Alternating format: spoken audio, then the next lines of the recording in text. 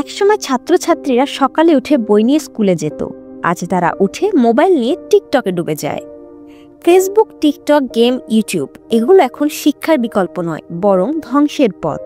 এই বছর এসএসসি পরীক্ষায় ফলাফলে আমরা যে চিত্র দেখলাম তা আসলে আমাদের ভবিষ্যতের সতর্ক সংকেত। অনেক জেলার ফলাফল আশঙ্কাজনকভাবে খারাপ, কারণ নিয়মিত ক্লাসে যায় না, বাসায় পড়ে না, স্কুলও তেমন চাপ দেয় না, আর পরিবার তারা মোবাইল হাতে দিয়েই দায়িত্ব শেষ করে দেয়।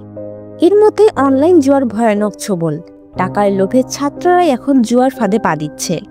তারপর আসে মাদক, ইয়াবা, গাঁজা, ফেন্সিডিল এগুলো এখন কিশোরদের হাতে।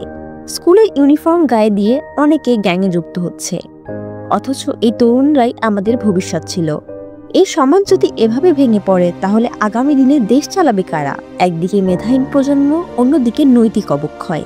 এই হলো আমাদের সমাজের চিত্র। এখন যদি পরিবার, শিক্ষক, সমাজ এবং প্রশাসন একসাথে না জাগে তাহলে অন্ধকার ভবিষ্যৎ ঠেকানো সম্ভব নয়। বদল চাই এখনই, না হলে শুধু শিক্ষা ব্যবস্থা নয়, পুরো দেশটাই একটা হারানো প্রজন্মে পরিণত হবে। এখনই সময় অন্ধকার থেকে আলোর পথে ফিরিয়ে আনার।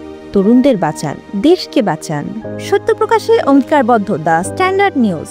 সবার আগে আপডেট নিউজ পেতে ফেসবুক পেজটি ফলো করুন এবং ইউটিউব চ্যানেলটি সাবস্ক্রাইব করুন।